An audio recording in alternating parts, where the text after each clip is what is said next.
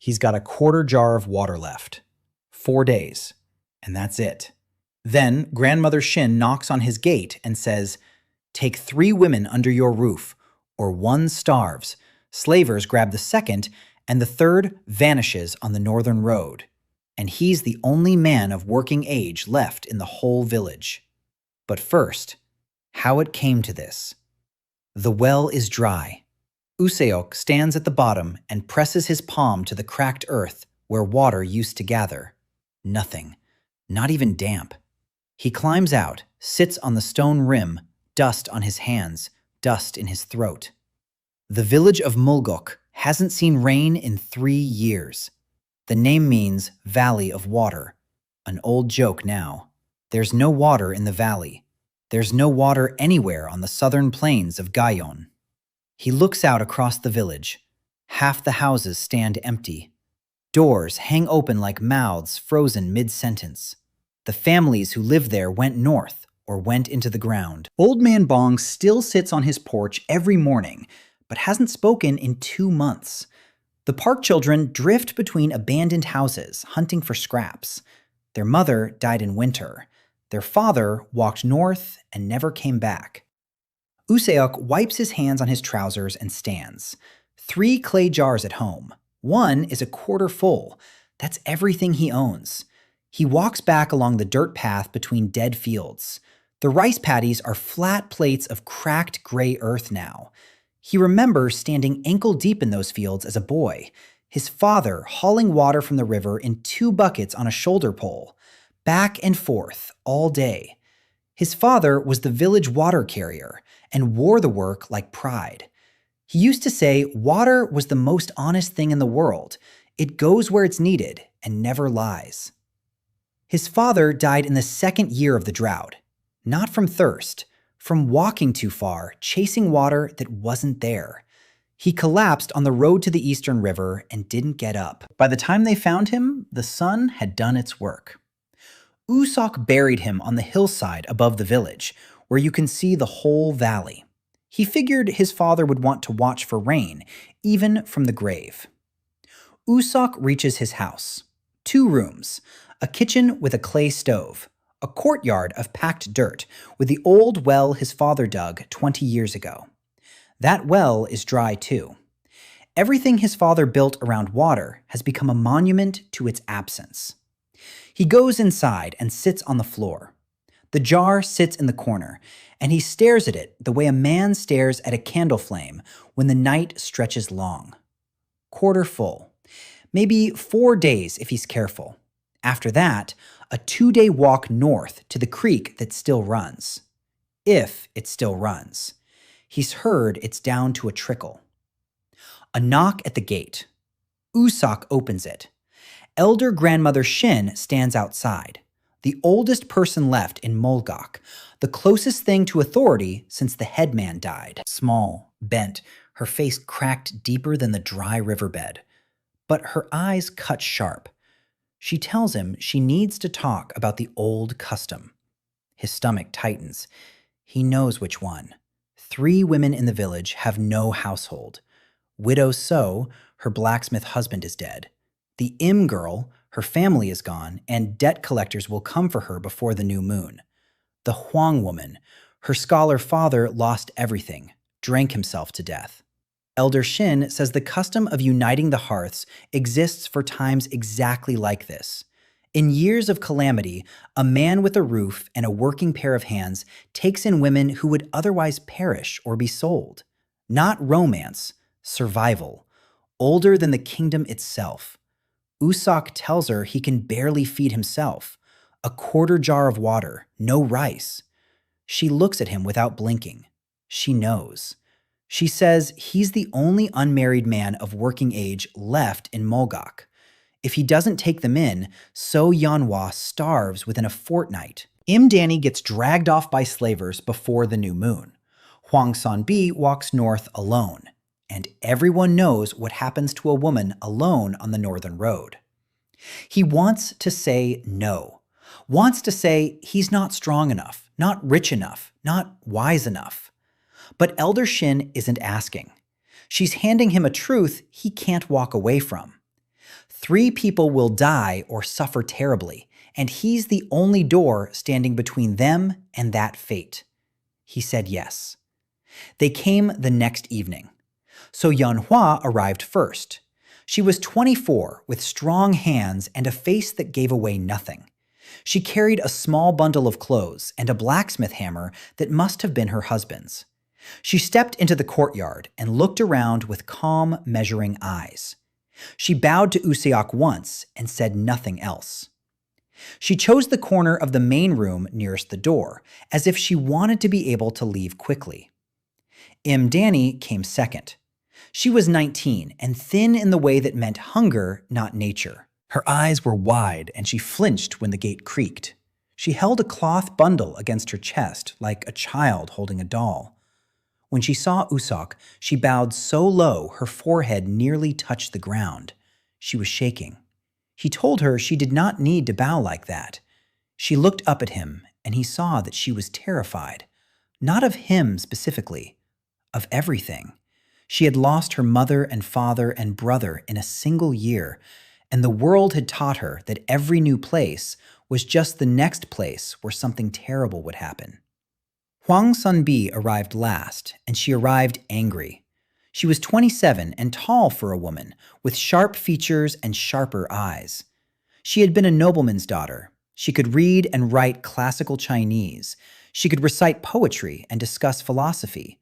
And now she was walking into the home of an illiterate peasant water carrier's son, because the alternative was the road north and whatever waited on it. She looked at the small house and the dry courtyard and the empty well. She looked at U-sok with an expression that was not contempt exactly, but something close to disbelief that her life had narrowed to this. She stepped inside without bowing. That first night, the 4 of them sat in the main room with a single oil lamp between them. U-sok had made thin rice porridge from the last handful of grain. He divided it into 4 bowls. His own bowl was the smallest, but he did it quietly, and no one noticed except Yeonhwa. She noticed. She said nothing. Dani ate quickly with small, desperate motions. Sonbi held her bowl with both hands and stared into it as if she were trying to read her future in the surface of the gruel. Yeonhwa ate steadily and watched the others. U-sok ate last and tasted mostly water. When they were done, U-sok told them the truth. He said he had almost no food and almost no water. He said he did not know how to provide for 4 people when he could barely provide for 1. He said he would try. He could promise nothing except that he would try, and that whatever he had would be shared equally among them. He would not eat if they did not eat. He would not drink if they did not drink. Sonbi said that was a fine speech from a man with an empty well. Yeonhwa told her to be quiet. Dani looked at U-sok with something that might have been the first seed of trust. They slept in the same room because there was only one room with a working floor heating system, and the nights were cold, even in drought. U-sok slept nearest the door. Yeonhwa slept nearest the wall. Sonbi and Dani between them. 4 people in a small room, listening to each other breathe and wondering what tomorrow would bring. U-sok did not sleep. He lay on his back and stared at the ceiling and counted the things he did not have. No water, no food, no money, no strength beyond his own 2 hands, and now 3 lives that depended on those hands. His father used to say that water always found a way. It seeped through stone and carved through mountains, and even when the river dried up, the water was still down there, somewhere, waiting. U-sok did not feel like water. He felt like the cracked earth above it, dry and breaking. He got up in the dark and went outside to the courtyard well. He stood at its edge and looked down into blackness. He lowered the bucket one more time, knowing it was pointless. The rope went down, and the bucket hit dry stone. He pulled it back up, empty. He set the bucket on the ground and put his hands on the well rim. The stone was cold under his palms. He had never been a man who cried. His father died, and he did not cry. The village emptied, and he did not cry. But now, in the dark, with an empty bucket and 4 mouths and nothing at all to give them, He felt something break behind his eyes. Tears ran down his face and fell into the empty well. He did not make a sound. He just stood there and let it happen and thought that he had never been so afraid in his life. Then the air in front of him changed. A pale blue light appeared. It hung before his eyes like a lantern made of water. Letters formed in the light. They were not Korean and not Chinese and not any language he knew, yet he understood them perfectly as if they spoke directly into his mind. The words said, "System activated. Designation, the source. User, Kim U-sok. Condition met. Responsibility accepted for the lives of others. Core ability unlocked. Infinite water." He stared at the glowing text. His tears were still wet on his cheeks. He thought he was dreaming, or dying, or going mad from thirst. The light pulsed gently. Another line appeared. Quest issued. Give water to your household. Reward. Level increase. Water quality improvement. He reached out to touch the light, and his hand passed through it. It was not solid. It was not heat or cold. It was just there. He looked at his hand. He looked at the well. He thought of the 4 mouths sleeping in the room behind him. Then he thought one word. Water. It came. From his palm, a stream of clear liquid poured down into the well. Not a trickle, a steady flow of clean water that caught the blue light and shone like something alive. It splashed against the dry stones at the bottom and began to rise. U-sok held his hand out and watched the water pour from nothing. It had no source he could see. It simply existed because he willed it. The smell hit him, and he nearly wept again. Clean water, pure as mountain spring. He had not smelled clean water in months. He filled the well to the height of 3 hands. Then he pulled the bucket up. It was full, heavy and sloshing, and full of clear water that sparkled even in the dark. He brought it to his lips and drank. The cold hit his throat and spread through his chest, and he gasped. It was the best thing he had ever tasted. Not because it was special water, but because it was water, and he had none, and now he had it. The blue light pulsed. A new message appeared. Quest complete. Reward granted. Level 2 unlocked. New ability. Water volume increase. The light faded. U-sok stood alone in the courtyard, holding a bucket of water in the dark. His hands were shaking. He set the bucket down carefully and sat beside it and tried to understand what had just happened. He could not understand it. He could only accept it. He had water. He did not know how or why, but he had water, and 3 women sleeping inside who would wake up thirsty. That was enough for now. Questions could wait. Thirst could not. He carried the bucket inside and filled every jar and pot and bowl in the house. Then he went back to the well and filled the bucket again. And again. He worked until every container was full, and the well still held water. He washed his face and hands in clean water for the first time in weeks. Then he lay down on his mat and slept the deepest sleep of his life. In the morning, Dani woke first. She padded to the kitchen and stopped. Every pot was full of water, clear, clean water that caught the morning light through the window. She stared. She reached out and dipped her finger in and put it to her lips. Then she screamed. Yeonhwa and Sonbi came running. U-sok sat up on his mat. Dani was standing in the kitchen with tears running down her face and water dripping from her finger, and she was saying the same thing over and over. Water! There is water! There is water everywhere! Yeonhwa went to the nearest pot and looked in. She cupped water in both hands and drank. She closed her eyes and her throat moved, and when she opened her eyes, they were red. Sonbi pushed past her and examined the water. She smelled it and tasted it and held it up to the light. She turned to U-sok and asked where this came from. Her voice was steady but her hands were not. U-sok told them he had found a source in the well. He said he went out in the night and tried the bucket one more time, and water had come up. Sonbi told him that was impossible. The well had been dry for a year. He said he could not explain it, but the water was there, and they could see it and taste it, and it was real. Sonbi looked at him for a long moment. He could see her mind working behind her eyes. She did not believe him completely, but she also held a handful of water, and belief was difficult to argue with when your throat was no longer dry. That morning, the four of them drank until they were full, until their bellies pressed against their clothes, and they sat in the kitchen surrounded by pots of water and stared at each other in silence. Dani was smiling. It was the first time U-sok had seen her smile. It changed her whole face.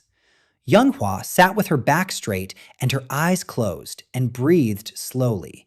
And there was something in her shoulders that looked like a rope loosening. Even Sonbi had nothing sharp to say. She held her cup with both hands and looked into it, and for a moment, the hard lines of her face softened into something almost peaceful.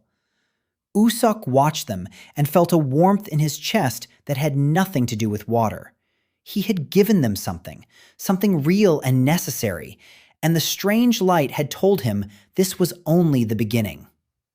U-sok spent that first day rationing what he had. Not the water, he had water now, and the strangeness of that fact sat in his chest like a stone he could not swallow. He rationed the truth. Sonbi watched him too closely. Yeonhwa asked too few questions. Dani trusted too easily. He needed to be careful.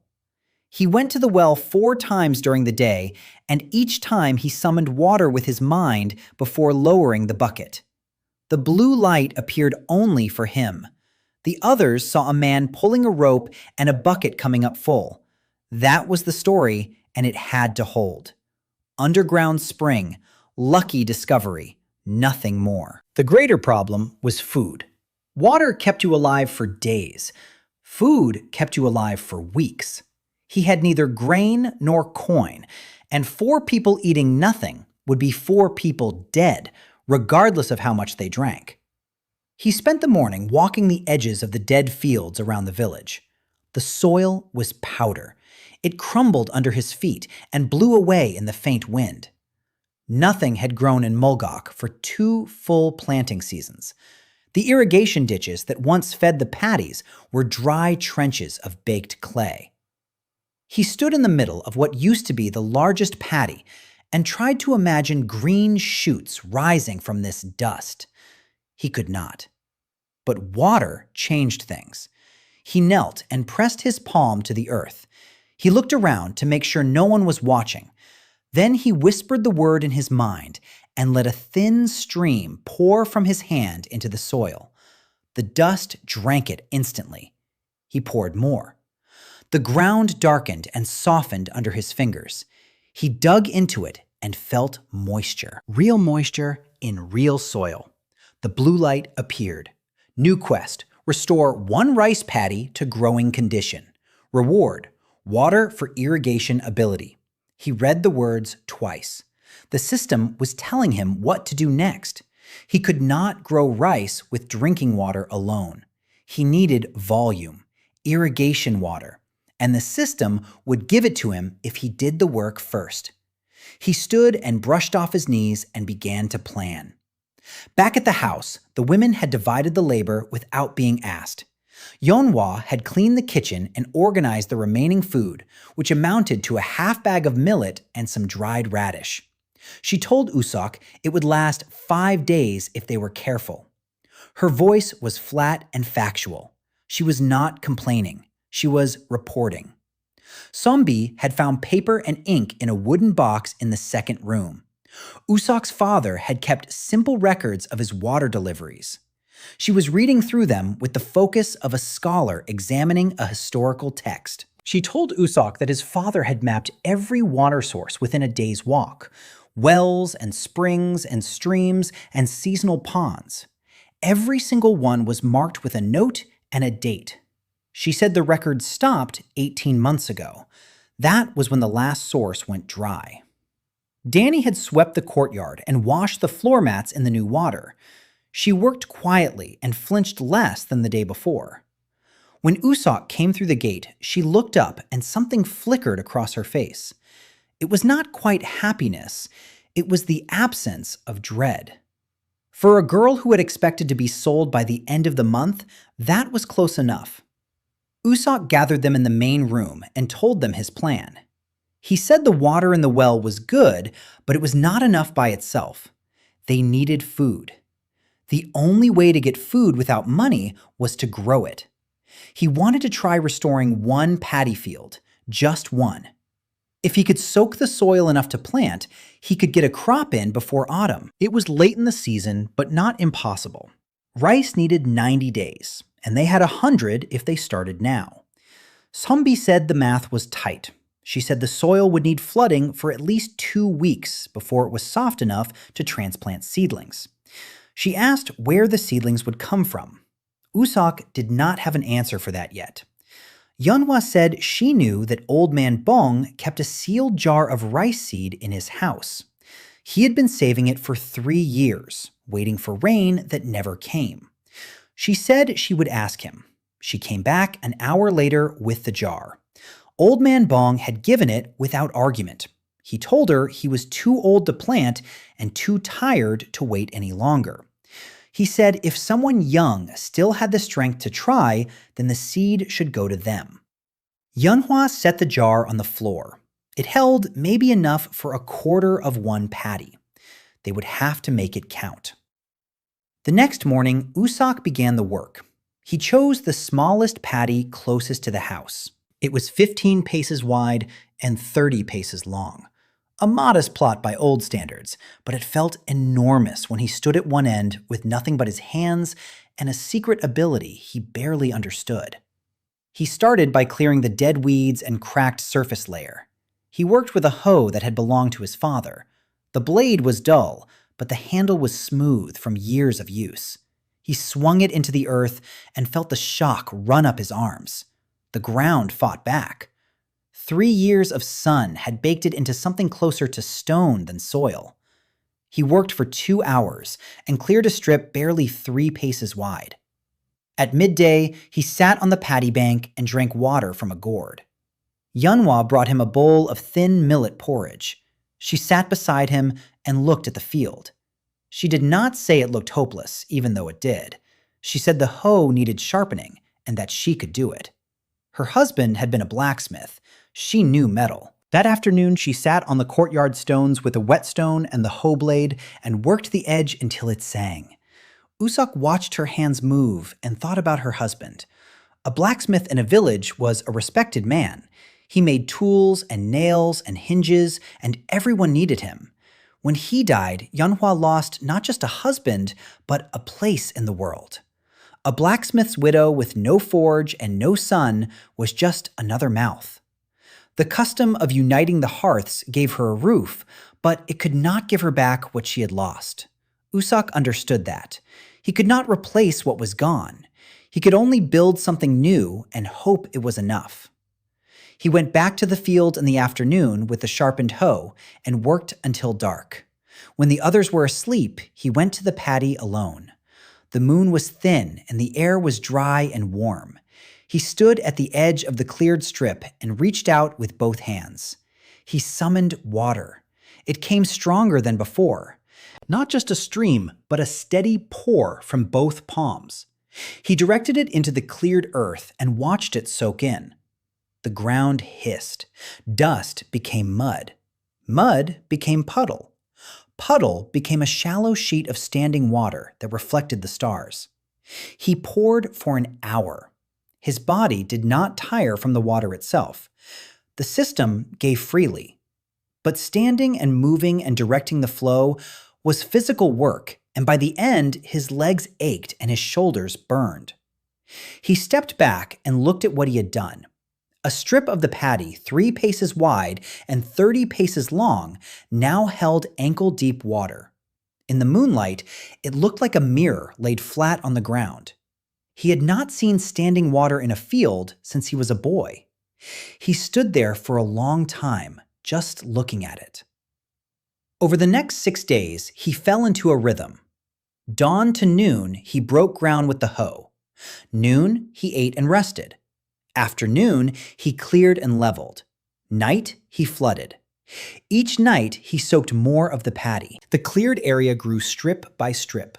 On the third day, Dani appeared at the field edge at dawn and said she wanted to help. She was thin and her arms were not strong, but she worked without stopping. She pulled dead roots from the soil with her bare hands and carried stones to the paddy bank. She did not talk much while she worked. She hummed a song that might have been something her mother sang. On the fourth day, Sonbi came to the field with a notebook she had made from scrap paper stitched together.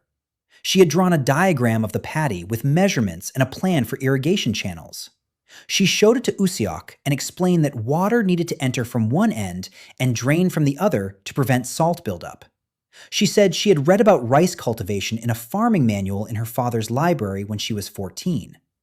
At the time, it had been an idle curiosity. Now, it was the most useful thing she knew. U-sok looked at the diagram and then looked at her. He told her it was good.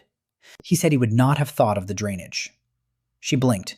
She had not expected him to listen. Men, in her experience, either did not ask women for opinions or asked and then ignored them. This one asked and then did what she suggested. She folded the notebook and said she would refine the plan.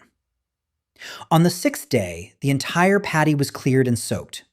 15 paces by 30 paces of dark, wet soil steaming gently in the morning sun. The earth smelled alive again, rich and damp with the mineral scent of clay and water mixing. U-sok stood at the edge and the blue light appeared. Quest complete. 1 paddy restored to growing condition. Reward granted. Level 3 unlocked. New ability. Irrigation water. He felt the change immediately. When he summoned water now, he could feel a second type waiting behind the first. He tried it that night. Irrigation water came from his hands in a wider flow. It was slightly different from the drinking water.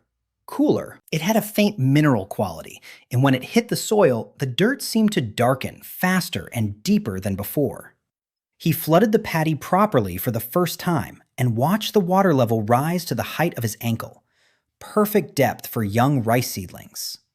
The next morning, Yeonhwa and Dani planted the seedlings. Old Man Bong's jar held just enough for the small paddy. Yeonhwa worked, bent at the waist, pushing each tiny green shoot into the mud with practiced fingers. She had done this as a girl before her marriage. The motion came back to her body like a language she thought she had forgotten. Dani watched and copied her. She was clumsy at first. She pushed the seedlings too deep or too shallow. Yeonhwa corrected her without impatience. By noon, Dani's rows were nearly as straight as Yeonhwa's. Sonbi stood on the bank with her notebook and recorded which sections were planted and the depth of water in each. She also kept watch. She had told U-sok quietly that morning that they should not draw attention yet. A growing paddy in a dead village would be noticed. U-sok agreed. They needed time for the rice to establish roots before anyone came asking questions. That evening, the 4 of them sat in the courtyard and ate millet porridge and looked at their paddy. Green specks in dark water. It was not much. It was everything. Dani said it was beautiful. Seong-bi said it was adequate. Yeon-hwa said nothing, but U-sok saw her look at the field the way a mother looks at a sleeping child. The village noticed on the 3rd day after planting. Old Man Bong walked to the edge of the paddy and stood there for 15 minutes without speaking. Then he went home and came back with a second jar of seed. He had lied about only having 1.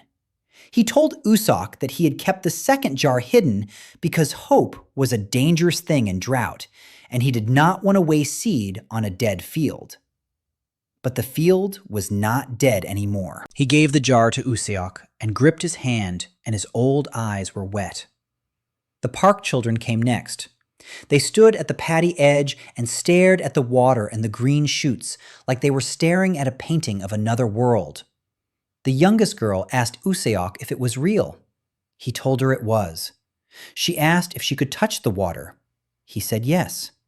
She knelt and put her hand in and laughed. It was a sound U-sok had not heard in Mulgo-gok for a long time. A child laughing. By the end of the second week, the paddy was alive. The seedlings had taken root and stood in neat rows of green above the waterline. U-sok flooded the field every second night with irrigation water, and the plants drank it and grew faster than any rice he had ever seen. He did not know if that was the water or the soil or some blessing built into the system. He did not question it.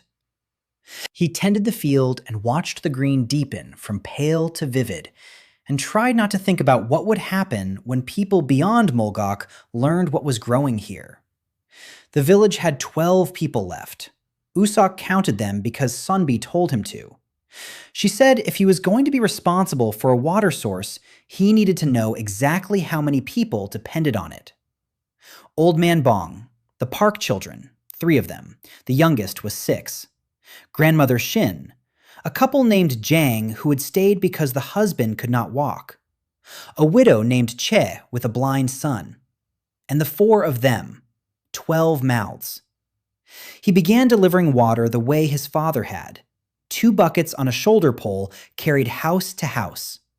He filled the buckets from the well and walked the village paths and set water at each door. The first time he came to the Jang house, the wife opened the door and saw the full buckets and fell to her knees. Her husband was inside on his mat. He had not had enough water to drink in 4 days. They had been rationing half a cup each. U-sok filled every pot in their house and told them he would come every day. The Che widow stood in her doorway with her blind son behind her and accepted the water without kneeling. She looked at U-sok steadily and asked him where it came from. He gave her the story. Underground spring, old well dug deep by his father. She said nothing. Her blind son tilted his head as if listening to something only he could hear. He told his mother the water smelled like the mountain spring they visited when he was small, before his eyes went dark, before the drought. His mother put her hand on his head and thanked U-sok. The blue light appeared that night as U-sok set down the shoulder pole in his courtyard. Quest update. Supply water to all households in village. Progress. 6 of 6. Quest complete. Reward. Level 4. Water volume increase.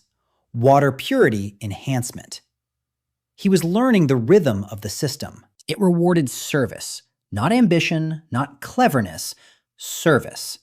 Every time he gave water to someone who needed it, the system responded. Every time he considered keeping extra for himself or holding back, he felt the system dim slightly at the edges of his awareness. It was not punishing him. It was reminding him. The water flowed through him, not to him. He was the channel, not the reservoir. Sonbi noticed patterns too, though she could not see the system. She told U-sok over evening porridge that the well had never run dry since that first night. She had been measuring the water level with a marked rope. She dropped it every morning and every evening. The level held steady regardless of how much they drew. She said this was physically impossible. An underground spring strong enough to refill a well at the rate they were drawing would create surface runoff. There was no runoff. The water simply appeared. She looked at him with those sharp scholar's eyes and said she did not believe in underground springs that defied gravity. U-sok held her gaze and said nothing. She waited. He still said nothing. She pressed her lips together and said, "Fine." She said she did not need to understand the source to manage the supply. She said what she needed from him was consistency. Could he guarantee the well would not go dry again? He said yes. He said it with more certainty than he had ever said anything in his life, and she heard it in his voice, and something shifted in her expression. Not trust exactly, recognition. She recognized a man who knew something he could not explain, but believed it completely. That night, Yeonhwa came to him in the courtyard. He was sitting by the well, washing his feet. She stood a few paces away with her arms crossed. She told him she had been a blacksmith's wife for 3 years. She said her husband was a good man, but a hard one. He worked and expected her to work, and there was respect between them, but not much softness. She said U-sok was different. She said she watched him carry water to the Jang house and saw him fill their pots to the brim when his own jars at home were only half full. She said that in a drought, a man who gives water before keeping it for himself is either a fool or something else. She had not yet decided which he was. U-sok told her he did not mind being called a fool. She almost smiled. It was the closest thing to warmth he had seen from her. She unfolded her arms and sat beside him on the well rim. Not close, an arm's length away. But she sat, and they were quiet together, and the night was wide above them, and for a moment, the drought did not feel like the end of the world. Inside the house, Dani had made something. She had gathered wildflowers from the hillside. They were scraggly and half dead, but she had put them in a cracked cup of water on the table, a tiny arrangement of color in a gray house. When U-sok saw it the next morning, he stopped in the doorway. Dani was watching him from across the room. He told her it was the prettiest thing in Mulgo-gok. She turned red to her ears and looked at her feet. Sonbi rolled her eyes, but the corner of her mouth twitched. 3 weeks in, the rice was growing. U-sok measured it against his hand. The shoots were as tall as his middle finger, green and straight and healthy. He flooded the paddy every other night, and the system's irrigation water seemed to carry something extra in it. The plants grew as if the soil had been sleeping for 3 years and was making up for lost time. He decided to clear a second paddy. He did not have seed for it yet, but the ground needed weeks of preparation, and he could not afford to wait. He chose the next field over and began breaking earth at dawn. His arms were thicker than they had been a month ago. The work was building him into something harder. Not in his heart, in his body. His shoulders widened and his hands grew calloused, and his legs carried the shoulder pole without trembling. On the 4th day of clearing the second paddy, the first outsider arrived. He was a man named Go Pil-soo, a trader who walked the southern roads, buying and selling whatever people had left. He was thin and weathered, with quick eyes and a smile that moved independently of whatever he was thinking. He came into Mulgo-gok following the road from the east and stopped at the village edge and stared. The rice paddy was visible from the road, a rectangle of green in a landscape of brown and gray. It was like a jewel dropped in ash. Pil-soo walked to the field and knelt at the bank and touched the water with his fingertips. He stood up and looked around the village. His eyes found U-sok standing with the hoe at the second paddy. He walked over and asked how. Just that one word, how. U-sok gave him the spring story. Found an old source under the well. Good flow. Lucky chance. Pil-soo listened and nodded, and U-sok could see he did not believe a single word. But Pil-soo was a trader. He did not care about truth. He cared about value. He asked U-sok if he would sell water.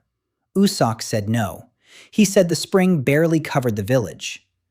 Pil-soo looked at the field and at the well and at the 12 people moving through the village and did the math behind his eyes.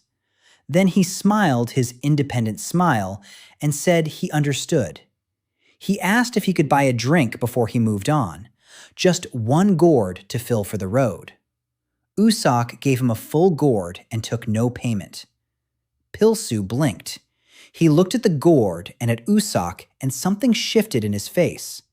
He said most men with water in a drought year would charge a man his last coin for a cup. U-sok said water should not cost a thirsty man his last coin. Pil-soo drank and poured some over his head and closed his eyes and breathed. Then he thanked U-sok and left, walking west. U-sok watched him go and knew that within a week, every village and market town within 3 days' walk would know about Mulgo-gok. The trader's feet were faster than secrets. He was right. 5 days later, the first refugees arrived.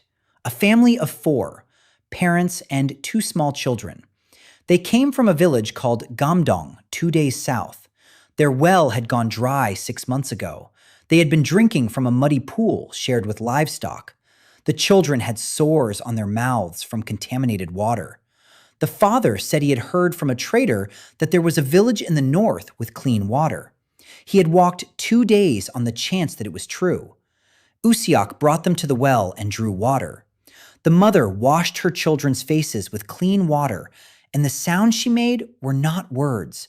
They were something older than language. Relief and grief and gratitude all mixed together. The children drank until their stomachs were round and tight. That night, U-sok sat with Sonbi and Yeon-hwa and talked about what was coming. Sonbi was blunt. She said more people would come, many more. The South was dying, and word of water spread the way fire spread through dry grass. She said they needed rules, they needed structure. They needed to decide now who could stay and who could not, or they would be overwhelmed within a month. Yeonhwa said they could not turn people away, not families with children, not when they had water. U-sok agreed. Sonbi pressed her lips together and said she was not suggesting they turn people away. She was suggesting they plan for the ones who arrived. Where would they sleep? What would they eat? Water alone did not sustain life. She was right, and everyone knew it. They decided together. Newcomers could stay if they worked. Every able body would help clear fields and build housing and contribute to the village. Sonbi would keep records. Yeonhwa would manage food stores and labor. U-sok would manage the water. Dani asked what she could do. Yeonhwa told her she was in charge of the children. Dani's eyes went wide, and then she nodded with a seriousness that made her look both older and younger at the same time. Within 2 weeks, 23 more people arrived. Families from Gamdong and Janghung and Paekrum, all from the burned south, all carrying nothing but thirst and the last thread of hope. U-sok met each one at the village edge and gave them water from the gourd on his hip. He watched their faces change as they drank. It was the same every time. Disbelief and then release, and then something that looked like returning to life. The village grew. The empty houses filled. Men who could work joined U-sok in the fields. 2 more paddies were cleared and flooded and planted with seed that the trader Pilsu brought back on his next visit. He had purchased it in the northern market and carried it south as a trade good. He charged U-sok nothing. He said a man who gave water for free deserved rice seed at the same price. He set up a lean-to on the village edge and declared himself the official market of Mulgo-gok. He said where there was water, there would be trade, and where there was trade, he intended to be standing. The blue light came often now. Quests arrived in a steady rhythm. Supply water to 30 people. Done. Restore 3 paddies. Done. Feed refugees for 10 consecutive days. Done. Each completion pushed U-sok higher. Level 5, Level 6, Level 7. The water grew stronger and more versatile. He could pour faster and sustain the flow longer without effort. The irrigation water now carried a faint shimmer that U-sok could see, but no one else noticed. At Level 7, something new appeared. A notification he had not seen before. Ability evolution available. Living water. Accelerates plant growth by 3 times. Requirement. Restore 10 fields to growing condition. He had 3. 7 to go. He worked harder. The men from the new families helped break ground, and U-sok soaked the fields at night. He developed a routine. After dinner, he would tell the women he was checking the well. He would walk to the fields under the stars and pour water from his hands until the soil was dark and full. Then he would return to the house and sleep for 4 hours and rise at dawn and do it again. Yeonhwa noticed the exhaustion. She found him one morning asleep against the courtyard wall, still holding the shoulder pole. She put a blanket over his shoulders and did not wake him. When he opened his eyes, she was sitting nearby, mending a pair of trousers. She told him he would kill himself if he kept working at this pace. He said there were 7 more fields to clear. She said the fields would wait. He would not last if he broke himself. She said this was not a suggestion. She said he would rest today or she would tie him to the floor. He rested. He sat in the house and watched Dani teach the park children a counting song. He watched Sonbi work on her ledger with figures and plans for the growing settlement. He watched Yeonhwa sharpen tools in the courtyard with the sound of stone on metal that reminded him of a heartbeat. He realized that without meaning to, he had built something. Not a farm, not a village, something smaller and more important. He had built a home. These three women and this small house and the sound of a counting song and the scratch of ink on paper and the rhythm of a whetstone. This was his home. The first one he had ever had that was more than just a place to sleep. That evening, he sat on the courtyard wall, and the sun went down red over the dead hills, and the green paddies below caught the last light and glowed. Dani came and sat next to him. She did not speak. She reached over and took hold of his sleeve between two fingers. She held it like that while the sky darkened, and U-sok felt the small weight of her grip and understood that it meant more than words. She was holding on, not to his sleeve, to the fact that someone was there to hold on to.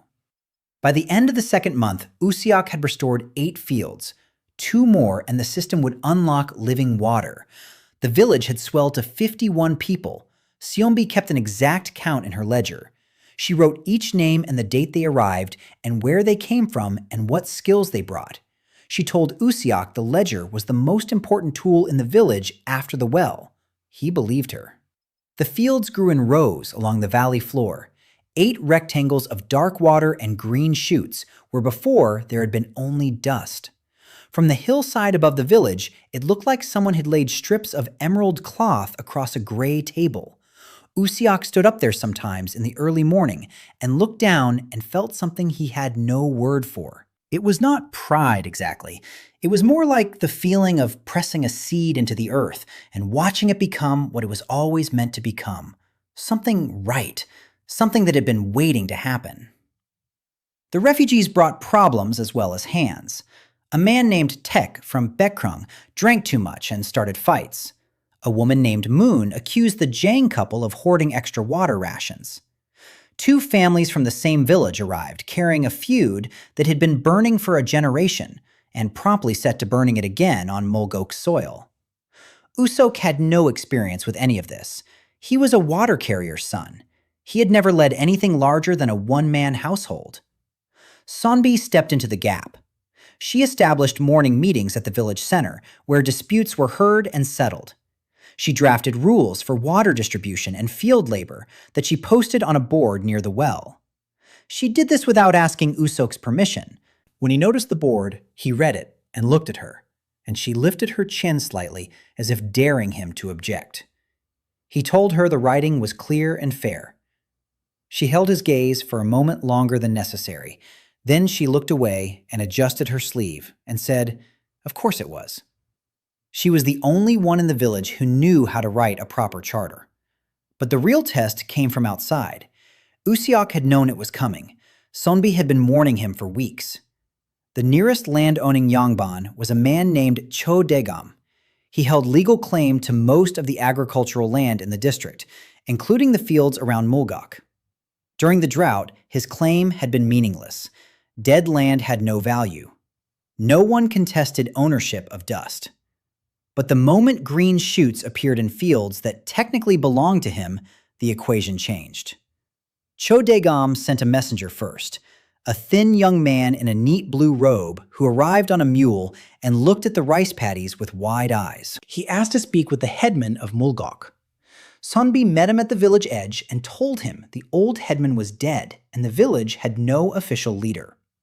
The messenger said his master, Cho Daegam, respectfully reminded the residents of Mulgo-gok that the surrounding farmland was registered under his household's name. He said any cultivation on those fields required the landowner's permission and a share of the harvest. He said his master would accept 60%. Sonbi listened to every word without expression. Then she asked the messenger to repeat the percentage. He said 60. She asked if his master was aware that the fields had been abandoned for 3 years and that the current residents had cleared and restored them with their own labor using water from a natural spring on private residential land, not under Cho Dae-gam's claim. The messenger blinked. He said he would relay her question. That night, Sonbi laid out the situation for U-sok and Yeon-hwa. She said Cho Dae-gam had legal ground. The land registration was real. Under kingdom law, a landowner's claim survived drought and fallow periods. The law did not care who did the actual work of restoration. She said the only leverage they had was the water. Cho Dae-gam could claim the fields, but he could not claim the spring. And without the spring, the fields would die again within weeks. Yeonhwa said leverage was a fine word, but Cho Dae-gam had men with swords. What did Mulgo-gok have? Sonbi said Mulgo-gok had the only working water source in the southern district. She said if Cho Dae-gam took the village by force and U-sok Spring somehow stopped flowing, then Cho Dae-gam would have nothing but more dead land. The implicit threat was clear. Sonbi did not say it outright because she did not need to. U-sok understood. His water was not just a resource, it was a weapon. Not for killing, but for negotiating. The only weapon a village of farmers could wield against a man with legal rights and armed retainers. 5 days later, Cho Dae-gam came in person. He arrived on a palanquin, carried by 4 men with an escort of 6 armed retainers. He was a heavy-set man in his 50s, with the soft hands and well-fed face of someone who had never missed a meal, even in 3 years of drought. He wore silk in a district where children died of thirst. U-sok noticed this and filed it away in a place inside himself that was growing harder. Cho Dae-gam stepped out of his palanquin at the village edge and surveyed the paddies with an expression of calculated interest. He said nothing about the miracle of green fields where there should have been none. He commented on the weather. He said the heat was terrible this year. He asked to see the spring. U-sok met him at the well. He had considered this moment for days. Sonbi had coached him. She told him to say little and give away less. Let the man talk. Men like Cho Dae-gam revealed themselves through their own words if you gave them enough silence to speak into. Cho Dae-gam looked down into the well and saw water glinting at the bottom. He asked how deep the source ran. U-sok said he did not know. Cho Dae-gam asked who had dug the well. U-sok said his father. Cho Dae-gam nodded and said he had heard of the elder Kim, a reliable water carrier, a useful man. He said it the way a man discusses a tool he once owned. Then he stated his terms. 20% of all crops, control of water distribution to non-Mulgo-gok residents, the right to send his own laborers to work the fields. In exchange, he would provide legal protection for the village and exempt it from county labor obligations. Sonbi stepped forward and made a counterproposal. 10% of crops, no control over water distribution, no outside laborers. The legal protection was welcome. She added one condition. Cho Dae-gam would provide seed and tools from his own stores for the remaining unplanted fields. She said this with the same calm tone she used when reading crop figures, as if she were discussing something already decided. Cho Dae-gam looked at her. Then he looked at U-sok, then back at her. He asked who she was. She told him she was Hwang Sonbi of the Paju Hwang clan, daughter of scholar Hwang Byung-ho. Cho Dae-gam's eyebrows rose. He knew the name. The Paju Hwangs were old Yangban, fallen now, but the blood was real. He had not expected to find a woman of scholar lineage in a peasant village managing the affairs of a water carrier's son. He accepted the counter. 10%. No control. Seeds and tools delivered within 2 weeks. He smiled as he agreed, and the smile told U-sok that 10% of something was worth more than 60% of nothing, and that Cho Dae-gam had planned to accept a lower figure from the start. He had opened at 60 to see what they would do. Sonbi had done exactly what he expected, and he respected her for it. This worried U-sok more than anything else that happened that day. A man who respected you was a man who would be back with a sharper offer. The seeds and tools arrived on schedule. Iron hoes and shovels and bags of rice seed, enough for 10 fields. U-sok worked through the 3rd month with a growing crew of men and women from the village. They cleared the 9th field and then the 10th. On the night the 10th field was flooded and planted, U-sok stood at its edge in the dark and felt the system pulse. Quest complete. 10 fields restored. Reward. Living water ability unlocked. The feeling was like a door opening in his chest. A new kind of water waited behind his sternum. He held out his hand and let it flow. Living water was different. It had a faint green tint visible only to him. When it hit the soil, the water sank in faster and deeper than irrigation water. The earth seemed to breathe. He poured it across the newest paddy and watched the seedlings straighten and darken in color. By the time the sun rose, the plants in that paddy looked a week more mature than they had the night before. Over the next 10 days, he applied living water to all 10 fields in rotation. The rice grew at 3 times the normal rate. Shoots that should have been knee-high in a month reached knee-height in 10 days. The grain heads began to form weeks ahead of schedule. The villagers noticed. They walked the paddy banks and touched the heavy green stalks and looked at each other with expressions caught between wonder and fear. Rice did not grow like this. Nothing grew like this. Sonbi added a section to the village story. She told people the spring water contained minerals from deep underground that enriched the soil. Mountain water, ancient aquifer, good fortune after 3 years of bad. The explanation was thin, but people wanted to believe it, and belief in good fortune was easier than belief in miracles. The first harvest came in the 4th month. The 10 paddies produced enough rice to feed the village for 6 months. When the first sheaves were cut and the grain threshed and the rice piled in clean white mounds on the threshing floor, the village stood around it in silence. No one moved. They just looked at the rice. Some of them had not seen this much food in 2 years. Old Man Bong picked up a handful and let it run through his fingers, and his hands shook. That night, the village ate until they were full. Not millet porridge, rice. White, steaming rice in wooden bowls. U-sok watched the park children eat with both hands. The littlest girl had rice stuck to her cheeks, and she was laughing. Dani was serving the children and laughing with them, and her face was flushed and bright, and she looked nothing like the terrified girl who had flinched at a creaking gate 2 months ago. Yeonhwa sat beside U-sok with her own bowl. She ate slowly, as if remembering what it felt like to not be hungry. She did not speak for a long time. Then she said one sentence. She said he had done something she did not think was possible. He told her the village did it together. She shook her head. She said the village worked the fields and planted the seed, and that mattered. But the water came from him. Whatever it was, and wherever it truly came from, it was him. She put her hand on his forearm, just rested it there, light and warm. And then she took it away and went back to eating as if nothing had happened.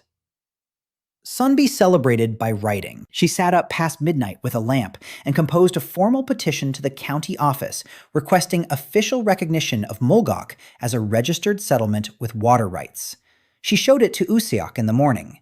He read what he could and admitted he did not understand the legal terms. She explained each clause with patience that surprised him.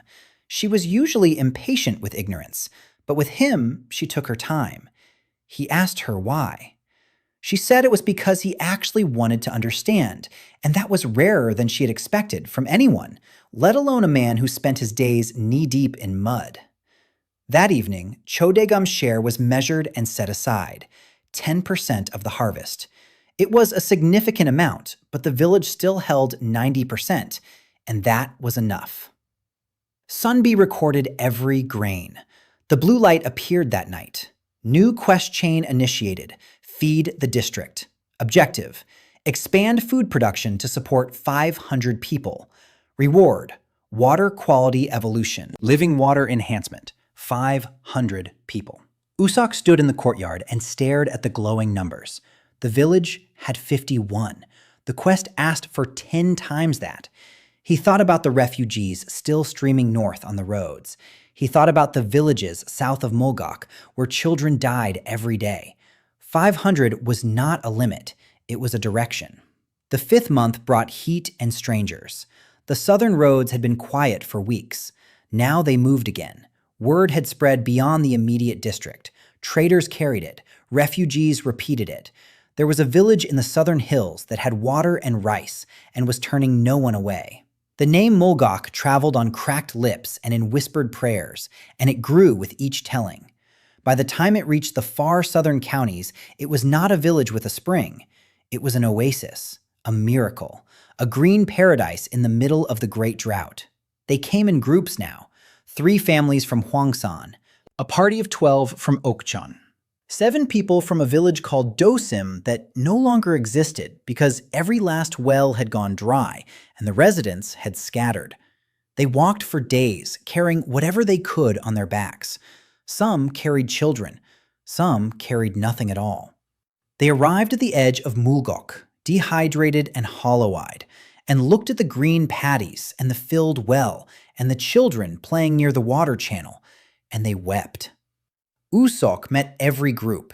He brought water in a gourd and gave each person a drink and spoke to them calmly and told them they were welcome. Then he brought them to Sonbi, who recorded their names and assigned them to housing and work details. Yeonhwa fed them. She had organized a communal kitchen near the center of the growing settlement and kept 3 large pots on iron stoves from dawn to dark. Rice porridge in the morning, rice and wild greens at midday, rice and preserved radish at night. It was simple food, but it was food, and there was enough. By the middle of the 5th month, the population of Mulgo-gok was 114. U-sok felt the weight of the number in his shoulders and in his sleep. 114 people drinking his water and eating his rice and trusting him to keep the source flowing. At night, he walked the fields and poured water from his hands, and the system rewarded him steadily. Level 8, level 9. Each level made the flow easier and the volume greater. But the work was still physical, and the hours were still limited, and his body was still human. He slept 4 hours a night, sometimes 3. He rose before dawn and worked until after dark, and fell onto his mat like a stone, dropping into a well. Yeon-hwa stopped asking him to rest. She understood now that he would not. Instead, she managed his exhaustion the way she managed the kitchen. She made sure he ate. She made sure his clothes were clean and mended. She put warm water in a basin outside the door so he could wash his feet before sleep. Small acts, steady and unasked for. U-sok noticed every one. Dani had become the heart of the settlement's children. There were 17 children now, and she knew each one by name and temperament. She organized them into groups by age and taught the younger ones songs and counting games, while the older ones helped in the fields. She had a gift for it. Her gentleness, which had once been fragility, had become strength of a different kind. The children trusted her completely. When a new family arrived with a child who would not speak because she had seen her grandfather die of thirst on the road, Dani sat with her for 3 days straight.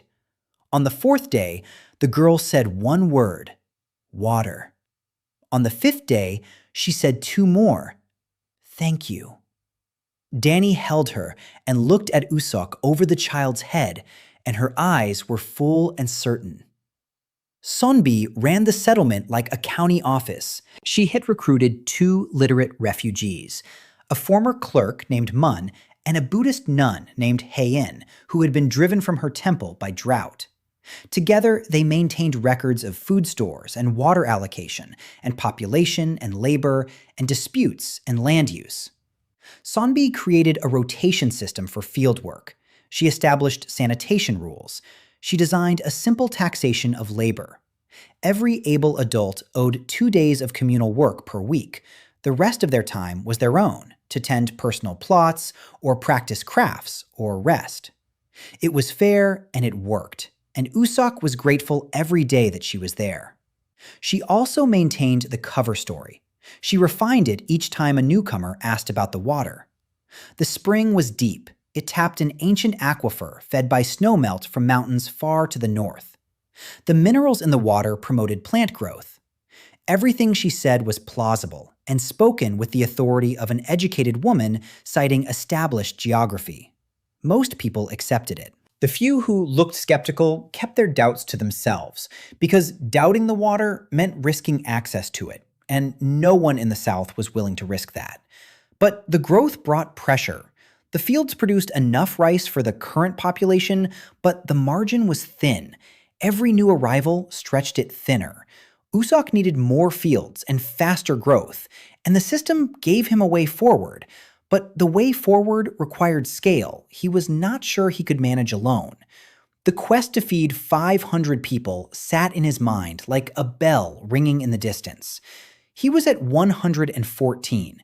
The gap was enormous. He needed more land cleared, more fields flooded, more seed. He needed infrastructure, irrigation channels to carry water from the well to fields hundreds of paces away, storage buildings for grain, housing for hundreds of people who had not arrived yet but were coming. He called a meeting of the four of them, the household, his family. They sat in the main room at night with a single lamp, and he told them everything the system had shown him. Not the system itself. He could not explain that, but the direction it pointed. He told them he wanted to expand, dramatically. He wanted to clear every usable field in the valley. He wanted to build irrigation channels from the well to the far paddies. He wanted to construct granaries and new housing along the hillside above flood level. He wanted Mulgo-gok to become not just a village, but a town, a place that could feed and shelter hundreds. Sonbi asked where the labor would come from. He said the refugees themselves. Every group that arrived brought hands. She said hands without coordination built nothing. She said she would need authority, real authority, not just record keeping.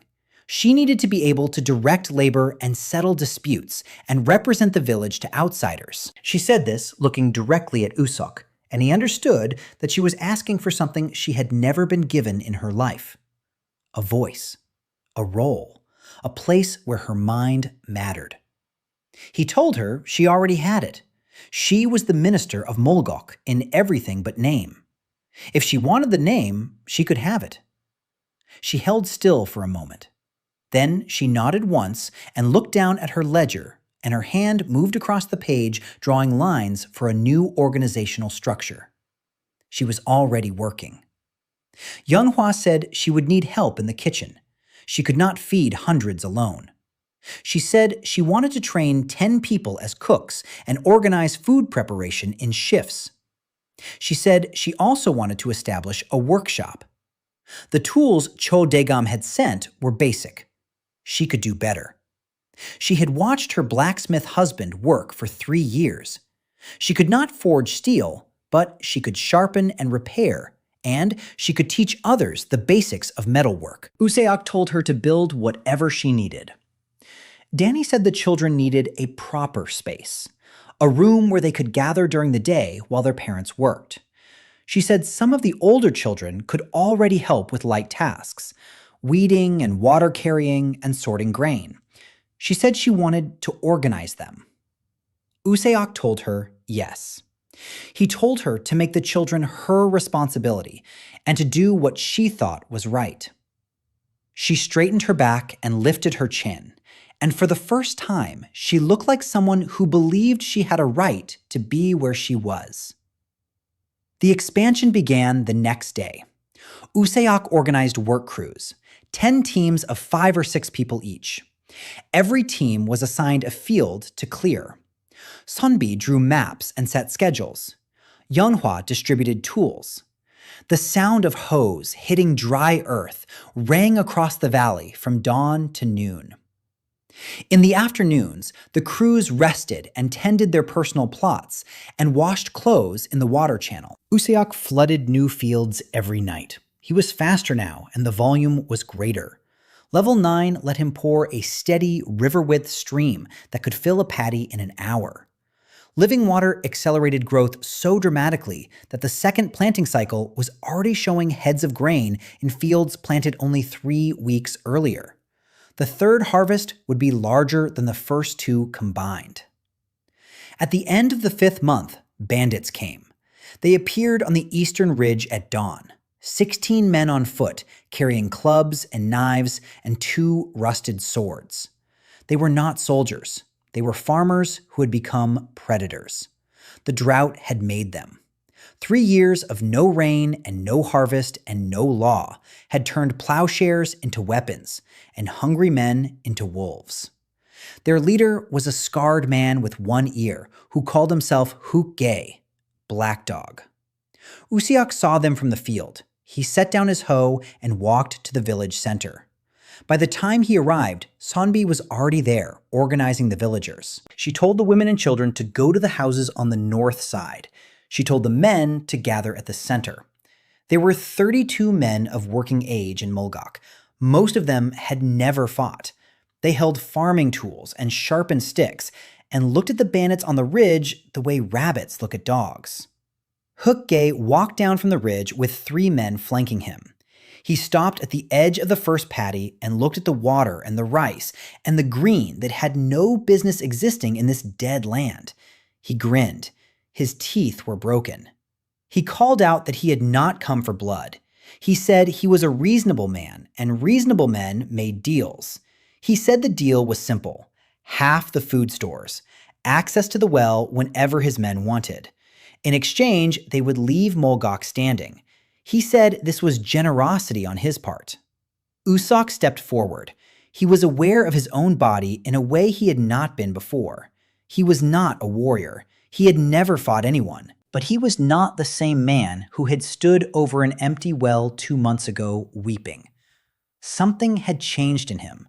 Not just the system, something beneath it. He had built this place. He had fed these people. He had poured water from his hands night after night until the dead earth lived again. He was not going to let a scarred man with broken teeth take it. He told Huk-gae he would give his men water to drink, as much as they needed. He would give them a sack of rice for the road. He would do this once, and then they would leave. He said this calmly. He did not raise his voice. Huk-gae stared at him. Then he laughed. He asked who this farmer thought he was talking to. He said he had 16 men and the village had what? Sticks and hoes. He reached for the knife at his belt. U-sok raised one hand, not toward Huk-gae, toward the sky, and he called the water. It came from him with a force he had not used before. A column of water erupted from the well behind him and arced into the air like a geyser. It rose higher than the tallest house in the village and hung there, defying every law of nature that Huk-gae had ever known. The water caught the morning sun and threw light across the valley in 1,000 fractured rainbows. The roar of it filled the air. Every person in Mulgo-gok froze. The bandits stumbled back. 2 of them dropped their weapons. Huk-gae's grin died on his face. He looked at the pillar of water and then at U-sok standing beneath it with his arm raised and his eyes steady, and he saw something that his life as a predator had not prepared him for. A man who was not afraid. U-sok brought his hand down slowly and the water subsided. It fell back into the well and splashed over the stones and ran in streams across the courtyard. The air smelled of clean water. The silence that followed was absolute. He spoke into it. He said they were welcome to drink. He said a sack of rice would be at the village edge by noon. He said if they came back, he would not be so hospitable. Huk-gae stood very still. Then he turned and walked back up the ridge. His men followed. They did not run, but they walked fast. The village exhaled. Sonbi was at U-sok's side in an instant. Her face was pale. She gripped his arm and her fingers were tight. She asked him in a low, fierce voice what he had just done. He said he did not know. She said half the village saw. She said the spring story would not hold after a column of water shot 50 feet into the air from a well. He knew she was right. He had acted on instinct, and the instinct had been right because the bandits were gone. But the cost was exposure, and exposure was a danger he could not fight with water. Yeonhwa appeared from the crowd. She was carrying the blacksmith hammer. She looked at U-sok and her face was unreadable. She said they needed to talk. Dani came running from the northern houses, where she had been guarding the children. She grabbed U-sok's sleeve and held it with both hands, and her face was white and her eyes were huge. She asked if he was hurt. He said no. She did not let go of his sleeve. That night, the four of them sat in the main room, and the lamp flickered between them. Sonbi spoke first. She said the display at the well changed everything. She said some villagers were already calling it a miracle. Others were frightened. The trader Pilsu had watched from his stall and said nothing, which meant he was thinking, which meant he would talk eventually. She said they had a narrow window to shape the story before it shaped itself. She proposed a new narrative. She said Mulgo-gok sat on a sacred spring, a blessed source connected to the mountain spirits who had taken pity on the south. U-sok was the spring's guardian, chosen by the land, not a sorcerer, not a shaman, a guardian. It was a role that existed in folk tradition. It would explain the water and the growth and the display of power without making U-sok into something that needed to be feared or destroyed. U-sok listened. He did not like the idea of being called a guardian or anything else. He was a water carrier's son who happened to have a power he did not understand. But Sonbi was right. The truth was not an option. The system was his alone, and if anyone knew the full extent of what he could do, they would either worship him or kill him, and he wanted neither. They agreed on the story. Guardian of the sacred spring, chosen by the mountain spirits, protector of the water and the land. Sonbi would spread it carefully through the village. By the time the sun rose the next morning, every person in Mulgo-gok knew the story, and most of them believed it because they had seen the water rise, and they needed to believe in something. The bandits did not return, but the story of the water column spread faster than the story of the spring. Pilsu carried it north on his trade route. Refugees carried it south. Within 2 weeks, the name Mulgo-gok was spoken in county offices and market towns and around the campfires of desperate people as far away as the western coast. Some spoke it with hope, some with greed, some with fear. The 6th month opened with dust on the southern road and people walking through it. They came in dozens now, whole families with bundles on their backs and children on their hips. Widows walking alone, old men leaning on sticks. A group of monks from a burned temple, carrying nothing but their robes and their hunger. By the time the moon turned, Mulgo-gok held 203 people, and Sonbi's ledger was running out of pages. U-sok felt the village changing under his feet. It was not a village anymore. The original cluster of houses had grown outward, like a plant reaching for light. New shelters lined the hillside. Lean-tos and mud brick rooms built fast with whatever materials the refugees could find.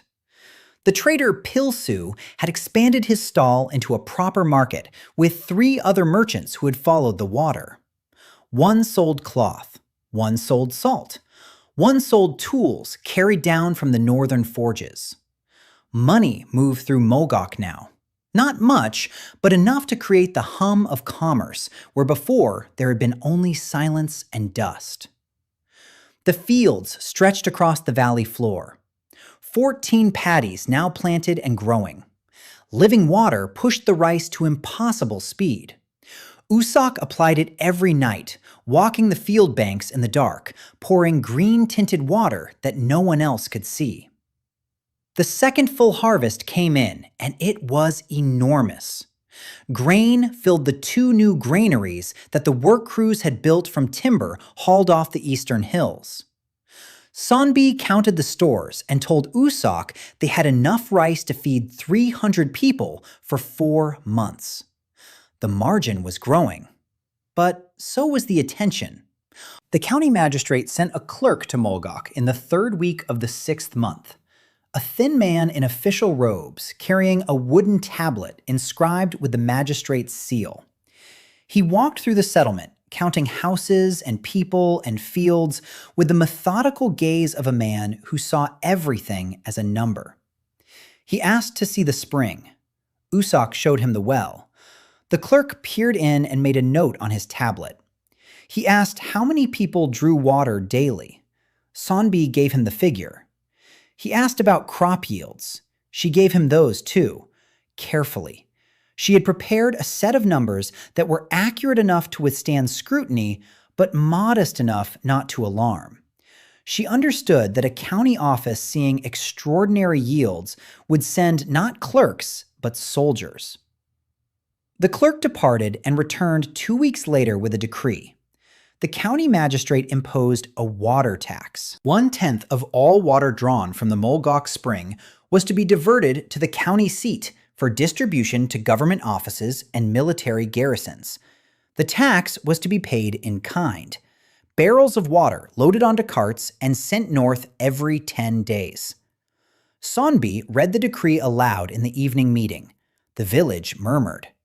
U-sok sat quietly and thought about what the tax meant. Not the water itself. He could produce water without limit. The cost was not supply.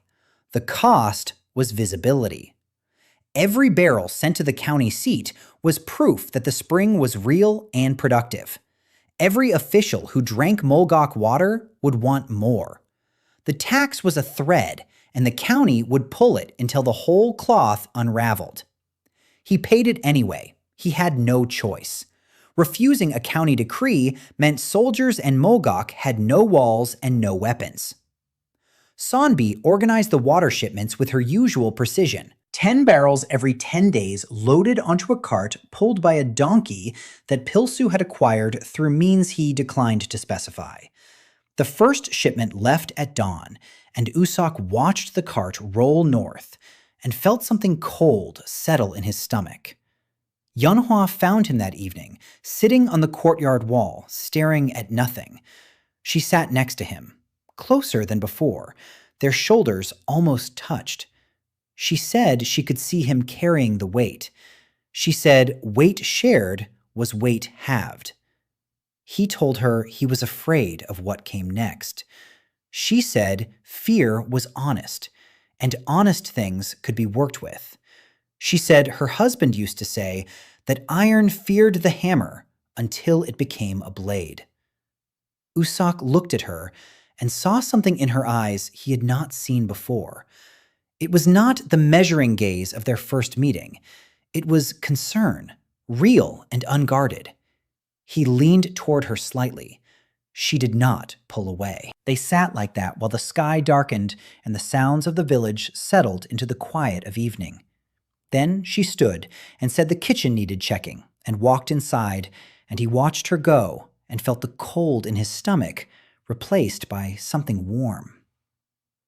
The system reached level 10 that week.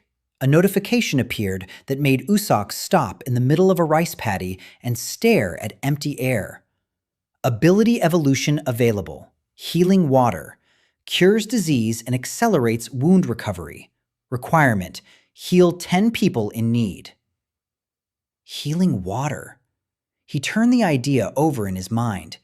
The village had sick people. The refugees brought illness with them. Bad water from their journeys. Infections from untreated wounds. A cough that spread through the northern shelters and left 3 children bedridden. The nun, Hae-in, tended them with herbs and prayer, but herbs were scarce, and prayer did not lower fevers. That night, he filled a clay cup with water and focused on the new ability. The water that came was different again, faintly luminous, with a warmth that had nothing to do with temperature. He brought it to the shelter where the sick children lay. Haein was there keeping watch. He told her he had drawn water from the deepest part of the spring. He said he believed it had healing properties. She looked at him with the steady eyes of a woman who had spent 30 years in a temple and had seen enough of the world to know when a man was telling a partial truth. She took the cup and held it to the first child's lips. The boy drank. Within the hour, his fever broke. By morning, he was sitting up asking for food. Haein gave the remaining water to the other two children. The same result. Fever gone. Color returned. Breathing clear. She came to U-sok the next day and bowed deeply. She said she did not know what was in that water, and she did not ask. She said whatever it was, it came from compassion, and compassion was the only miracle she had ever trusted. She asked if there was more. He said there would always be more. The epidemic came without warning. A family from the far south arrived carrying it in their blood. They had walked through a district where contaminated water had bred disease, and by the time they reached Mulgo-gok, the sickness was already spreading from their bodies into the air. It moved fast. Within 3 days, 40 people were ill, fever and vomiting, and a rash that spread across the chest like spilled ink. 2 elderly refugees died on the 4th day. A child nearly followed them. The village pulled inward with fear. People avoided each other. The market closed. Work in the fields stopped. Mulgo-gok, which had been growing so fast it hummed with energy, went quiet and tense and afraid. U-sok did not sleep for 5 days. He brewed healing water in every pot he could find. He carried it house to house, the way his father had carried drinking water years ago. 2 buckets on a shoulder pull, door to door, cup to cup. He knelt beside sick children and held the water to their lips and watched the fever drain from their faces like ink washed from cloth. He tended old men who could not lift their own heads. He sat with a young mother whose infant burned with fever and fed the baby water drop by drop from his fingertip until its crying softened and its skin cooled. Haein worked beside him. She did not ask questions about the water anymore. She simply took it and used it and trusted. Yeonhwa organized the healthy villagers into care teams. She assigned shifts so that no one went untended. She boiled rags for compresses and kept the communal kitchen running with broth and soft rice for the recovering. Sonbi quarantined the most severely ill in a separate shelter and tracked the spread with entries in her ledger.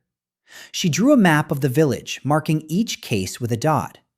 She used the map to predict where the sickness would move next and positioned U-sok's water deliveries ahead of the disease. Dani refused to leave the children's shelter. 17 children were in her care, and 4 of them were sick.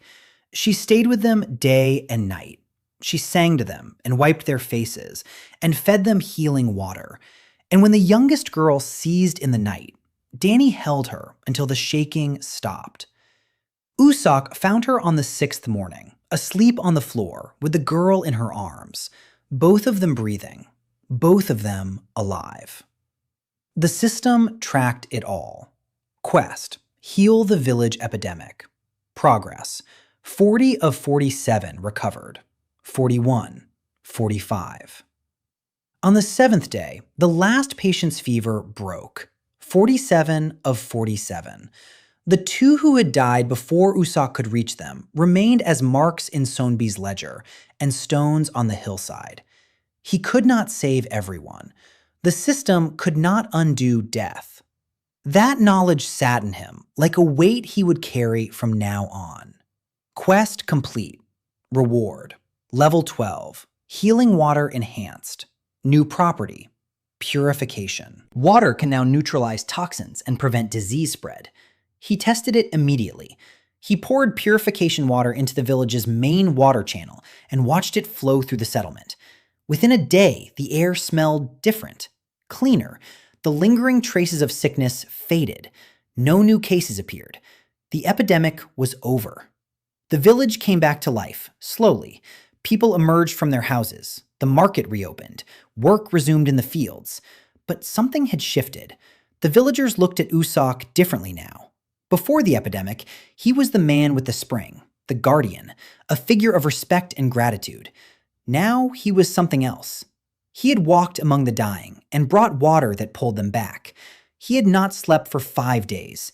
He had not lost his calm or his kindness. He had simply kept going, door to door, cup to cup, until it was done. They did not call him guardian anymore. They called him the source, not the spring, him. The words spread through the village in whispers, and then in open speech, and then it was simply what everyone said.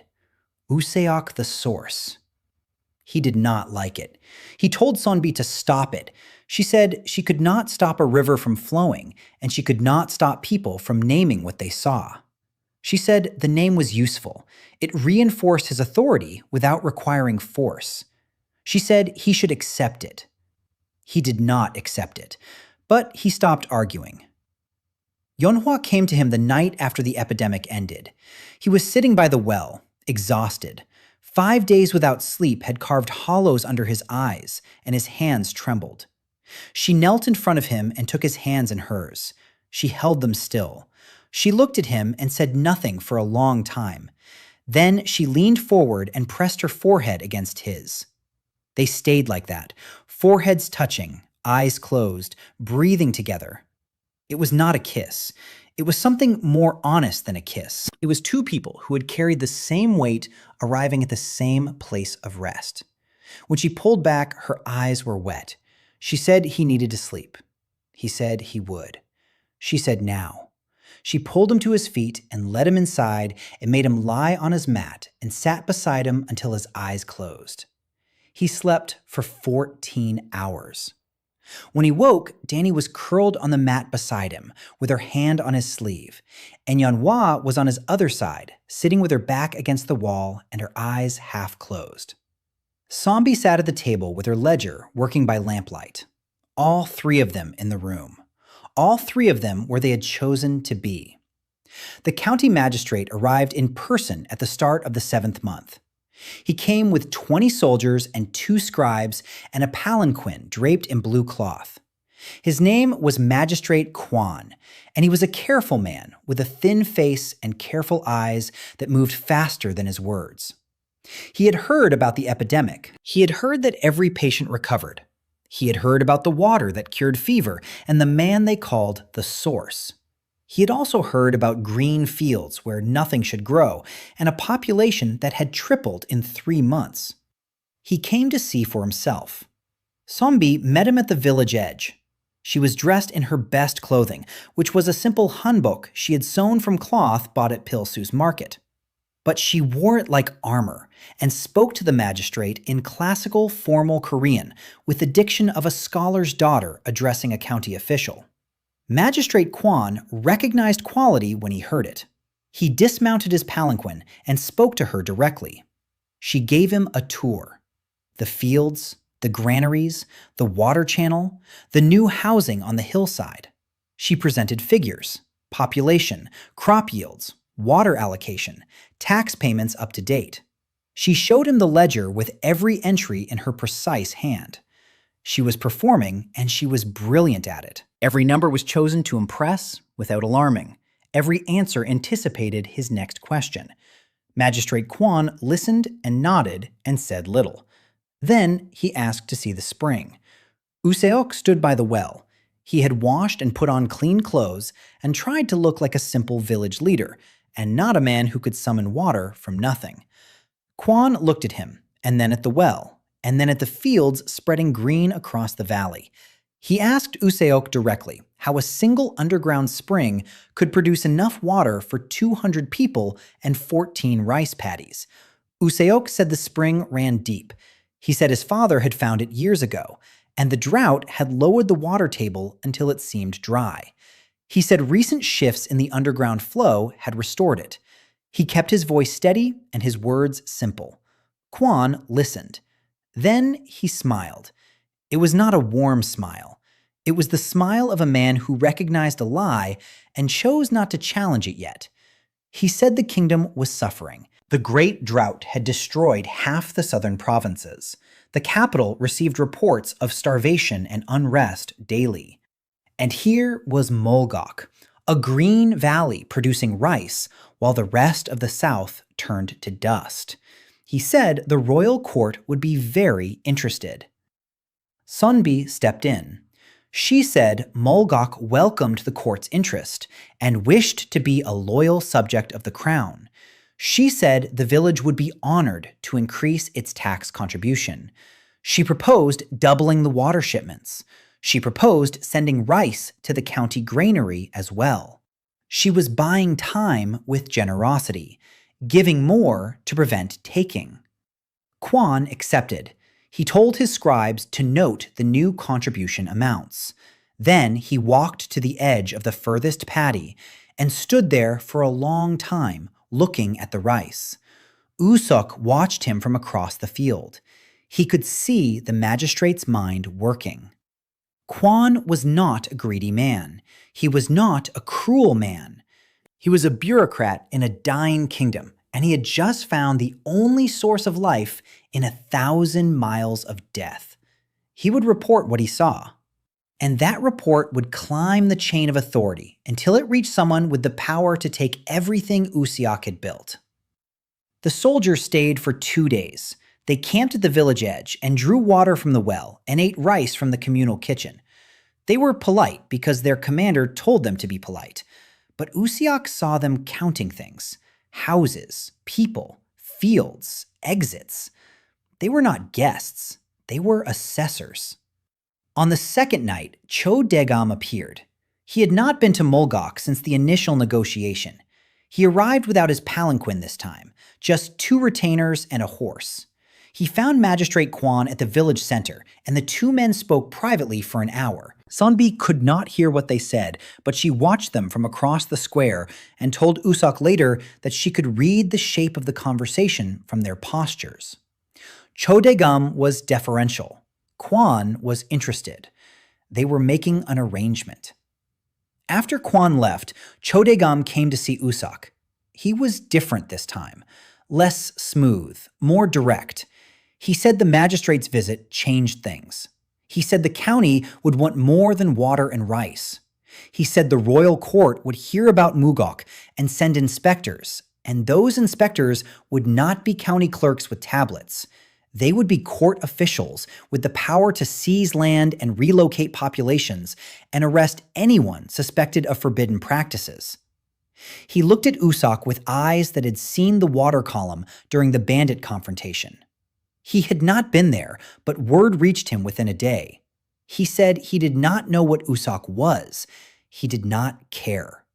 He said what he cared about was that Mulgo-gok continued to produce rice on land registered to his name. He said he would protect the village from outside interference if U-sok agreed to increase his share to 15%. Sonbi began to counter. U-sok raised a hand. He agreed, 15%. Cho Daegam blinked. He had expected negotiation. U-sok told him that 5% was a small price for a shield against the court. Cho Daegam looked at him for a long moment. Then he nodded and said Kim U-sok was not the simple farmer he appeared to be. After he left, Sonbi turned to U-sok, and her face was tight with controlled frustration. She said he should have let her negotiate. He told her that Cho Daegam was offering something more valuable than the 5% he took. He was offering himself as a buffer between Mulgo-gok and the crown. A yangban with court connections standing between a peasant village and the king's attention. That was worth 15%. It was worth 20. Sonbi stared at him. Then something shifted in her face. It was the expression she wore when she encountered an idea she had not thought of first. It happened rarely, and it always surprised her. She said he was right. She said the political calculation was sound. Then she said something she had never said to him before. She said she was impressed. That night, the system pulsed. Quest update: feed the district. Population served: 203. Target: 500. Progress: 40%. A new notification followed. Milestone reward. Water range extension. U-sok can now direct water flow up to 500 paces from his position. 500 paces. He stood in the courtyard and faced the far fields and reached out with his mind. He felt the water respond. Not from his hands this time, from the well itself. The water rose and flowed through the irrigation channel with a force and direction that came from his will alone. He guided it down the channel across 200 paces and into the far paddy. The field filled in minutes. He pulled his hand back and stared at it. He was getting stronger. Every level, every quest, the power grew, and the growing made him equal parts grateful and afraid. The 8th month brought the 300th person to Mulgo-gok, a boy of 7 walking alone. He had no parents and no name he could remember. He stood at the village edge with bare feet on hot dust and watched the green fields with eyes that did not blink. Dani found him there and brought him water, and he drank without stopping, and when the cup was empty, he held it out for more. She filled it again. He drank again. She filled it a 3rd time, and this time he held the cup against his chest and looked at her and said one word, "Stay." She brought him home. He slept on a mat between Dani and the wall, and she put her hand on his back until his breathing slowed. In the morning, U-sok asked the boy what he wanted to be called. The boy thought about it. He said, "Muly," water, because water was the first good thing he could remember. U-sok looked at Dani, and she looked back at him, and they both understood that they had just become something neither of them expected. They were parents now. The boy changed the shape of the household. Dani carried him on her hip and taught him to count using rice grains. Yeon-hwa made him small shoes from scraps of leather. Sonbi taught him to write his new name.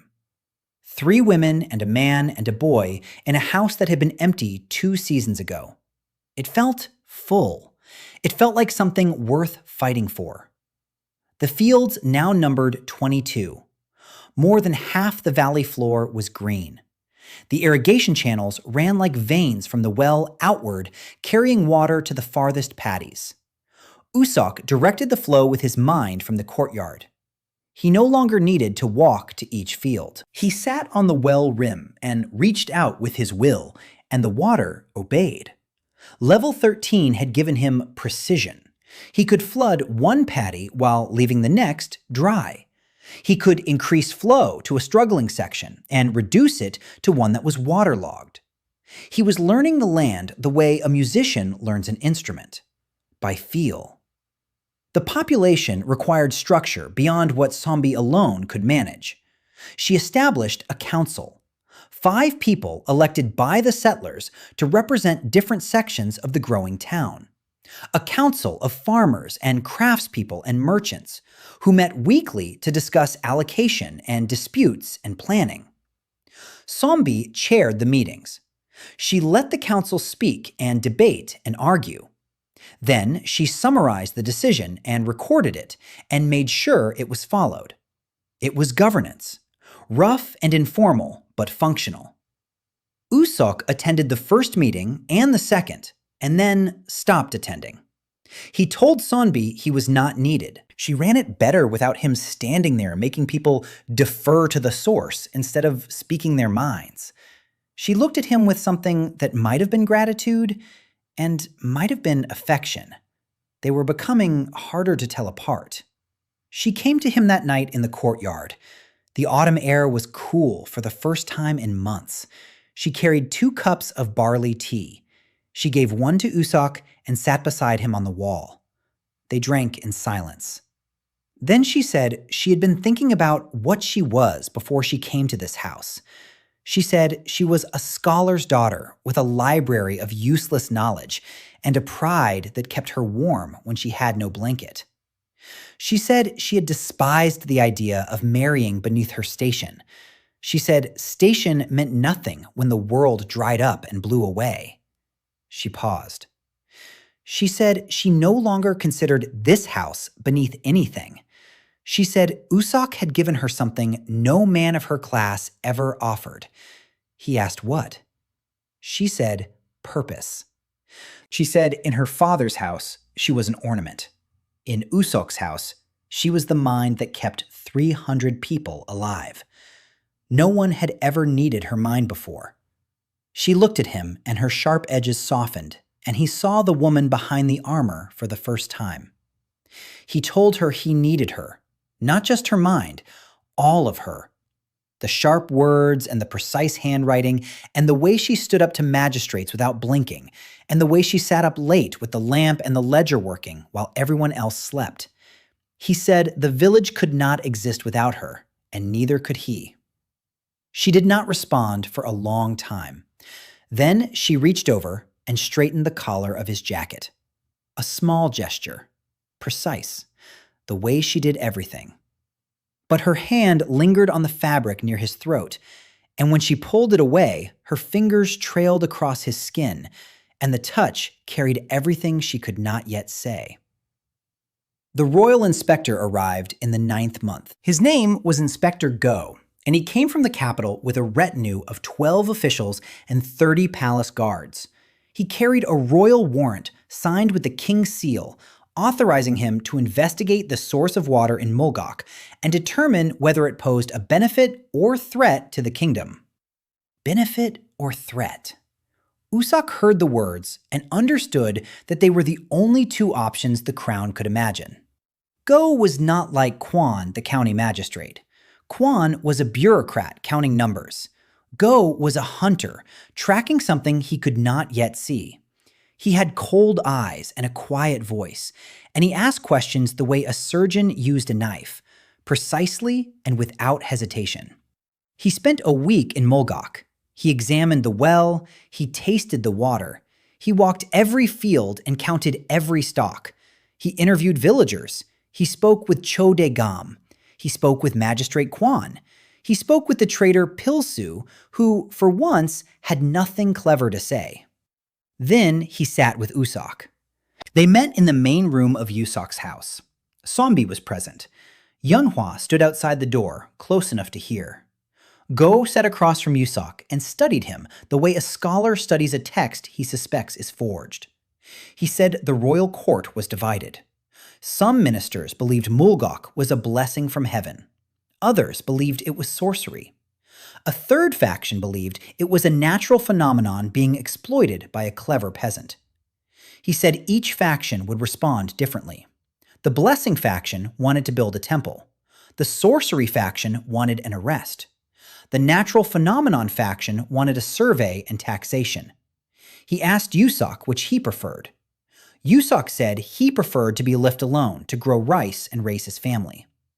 Go smiled thinly and said that was the one option not available. Sonbi spoke. She laid out a case with the precision of a court advocate. She said Mulgo-gok was a loyal settlement producing food and paying taxes during a national crisis. She said the water source was a natural spring whose properties benefited the kingdom. She said any disruption to the source risked destroying the only food production in the southern district, which would result in tens of thousands of deaths from starvation. She said this without raising her voice, and the logic was airtight, and Go listened to every word. He departed without giving a verdict. He said the court would deliberate. He said U-sok should continue his work and await further instruction. The words were neutral, but his eyes when he looked at U-sok were not. They were the eyes of a man who had seen something he did not understand and could not dismiss. After Go left, U-sok stood in the courtyard and felt the weight of the kingdom pressing down on the village he had built. The county, the landowner, the court, layer upon layer of power above him, and all of it hungry, all of it reaching. Dani came to him with Muly on her hip. The boy reached for U-sok, and U-sok took him and held him against his chest, and the boy put his head on U-sok's shoulder and was still. Dani stood close. She said whatever was coming, they would face it together. She said this simply and completely, and she meant it the way water meant wet, as a fact, as something that could not be otherwise. The court's answer came not as a decree, but as an invitation. A sealed letter carried by a palace courier on a fast horse. It was addressed to Kim U-sok of Mulgo-gok and bore the seal of the Ministry of Rights. Inspector Go had recommended that the source of Mulgo-gok be summoned to the capital to present himself before the court and demonstrate the nature of the water to the King's Council of Ministers. Sonbi read the letter 3 times. She set it on the table and pressed her palms flat against the wood and breathed. Then she said it was not an invitation. It was a summons wrapped in silk. Refusing would be interpreted as defiance. Defiance from a peasant with a mysterious water source in a time of national crisis would be interpreted as rebellion. Rebellion meant soldiers. U-sok said he would not go. He said the moment he left Mulgo-gok, the village would be exposed. Without him, the well would function, but the fields would slow. The living water had to be applied regularly. If he was gone for weeks, the crops would weaken, and the next planting cycle would fail, and 300 people would begin the slide back toward starvation. Sonbi said she understood, but the math was simple. If he refused, the court would send soldiers. If soldiers came, the village would be disrupted, far worse than his temporary absence. She said the only path was to go and return quickly, and trust the village to hold. Yeonhwa said nothing during this conversation. She sat with her hands in her lap and her face set like stone. After Sonbi finished, Yeonhwa stood and left the room. U-sok found her in the courtyard sharpening the blacksmith hammer's handle. Not the blade, the handle. It did not need sharpening. Her hands needed to move. He stood near her and said he did not want to leave. She said she knew. She said wanting had nothing to do with it. She said the world was bigger than what they wanted, and it was coming whether they liked it or not. She looked up from the handle, and her eyes were fierce. She said he would go, and he would come back, and if anyone tried to keep him, she would walk to the capital herself and take him home. He almost smiled. She did not. Dani cried. She sat on the floor of the main room with Muly in her lap and tears running down her face, and she did not try to hide it. She said she was afraid. She said every time someone she cared about left, they did not come back. Her father left and did not come back. Her brother left and did not come back. She looked at U-sok, and her fear was so raw it filled the room like smoke. He knelt in front of her and took her hands. He told her he would come back. He said it was a promise.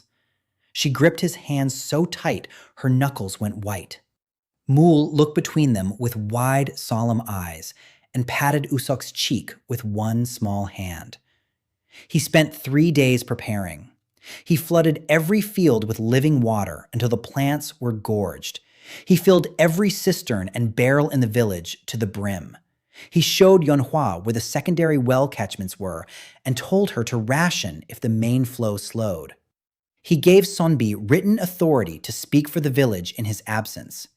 He told Dani to keep the children close and keep Muly safe. On the morning of departure, he stood at the village gate with a small pack on his back. The entire village had gathered. 300 people standing in the early light. They did not cheer. They watched. It was the silence of people watching the one thing standing between them and the drought walk away. Sonbi gave him a folded paper. She said it contained notes on court protocol and the names of ministers likely to be sympathetic. She said to read it on the road. She looked at him, and her jaw was tight, and she said one more thing. She said he was the best man she had ever known, and she said it the way she said everything, as a fact recorded in the ledger, indisputable. He walked south to the county seat and joined the courier's escort there, 2 soldiers and a clerk. The road to the capital took 12 days by foot. U-sok walked it in silence. The capital of Gyeon was a city of walls and gates and rooftops that went on past the horizon. U-sok had never been further than the county market. The capital was another world. Wide streets paved with stone, shops selling silk and porcelain and books, government buildings with curved tile roofs and painted beams, soldiers everywhere, and above it all, the palace compound on the central hill, white walls and blue tiles and the king's banner flying in a wind that smelled of nothing like the south. No dust here, no death. The drought had not touched the capital the way it had touched Mulgo-gok. He was taken to a guest house near the Ministry of Rights and told to wait. He waited 3 days. On the 4th day, he was brought to the ministry compound and led into a hall with a high ceiling and rows of officials seated on either side. At the far end, on a raised platform behind a screen of carved wood, sat the Council of Ministers. 5 men in formal court robes with faces like masks. Behind the screen, a 6th figure sat in shadow. U-sok could not see the face, but he felt the weight of the gaze. The king. Or someone close enough. Inspector Go stood to one side and announced the proceedings. He said the council had gathered to hear testimony from Kim U-sok of Mulgo-gok regarding the water source that had sustained the southern district during the Great Drought. He said the council would determine the nature of the source and its implications for the kingdom. A minister asked U-sok to explain the spring. U-sok gave the story. Underground aquifer, deep source, good fortune. The minister listened with the expression of a man who has heard 1,000 lies and can sort them by quality. He said the court had received reports of water that cured disease and crops that grew at 3 times the natural rate. He asked if U-sok could explain that. U-sok said the water was pure and the soil was fertile. He said sometimes nature concentrated its gifts in one place. The minister said nature did not concentrate anything for 3 years and then suddenly produce an inexhaustible spring in a village named for the absence of water. Another minister spoke. He said the court was not interested in punishing U-sok. He said the kingdom was dying. Tens of thousands had perished. Millions were at risk. If Mulgo-gok's water could be replicated or expanded or understood, then the court had an obligation to pursue it. He asked U-sok to demonstrate. U-sok stood in the center of the hall. Every eye was on him. He felt the system waiting at the edge of his awareness. It pulsed gently, as if encouraging him. He held out his hand.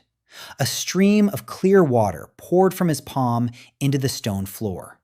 It pooled and spread, and the hall went silent. Not the silence of attention, the silence of shock. A minister stood. Another leaned forward. Inspector Go's face went very still. The figure behind the screen shifted. The water flowed for 10 seconds, pure and clean and impossible. Then U-sok closed his hand and it stopped. The hall erupted. Ministers spoke over each other. Some called it a miracle. Some called it sorcery. One demanded U-sok be detained. Another demanded he be honored. The noise rose to a roar. And then a voice from behind the screen spoke a single word, and the hall went silent. The voice said enough. Then it said, "Bring him to me." The guards led U-sok into a private chamber with silk walls. A man in plain dark robes sat behind a low table. Not the king. Minister Yoon-jae-young, senior counselor, the real power behind the throne. He said the king was old and ill. The council ruled. He ruled the council. He said he did not believe in underground springs. He believed in power. U-sok had it. The question was, what would be done with it? U-sok said he wanted to go home. Yoon said home depended on who controlled the road between here and there. Yoon laid out the court's demand. U-sok would stay in the capital, serve as a royal water source. His village placed under crown administration.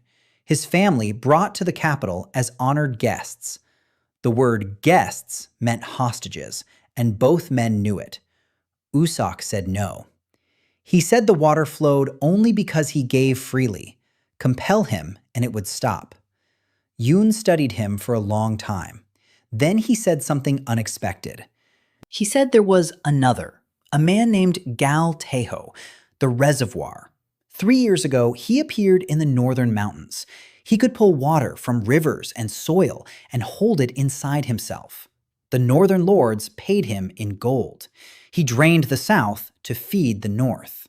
The Great Drought was not nature. It was one man's greed. The cold that spread through U-sok's chest was deeper than fear. 3 years of suffering. His father's death on the eastern road. The children of Mulgo-gok with cracked lips and hollow eyes. All of it deliberate. All of it one man's doing. Yoon offered a compromise.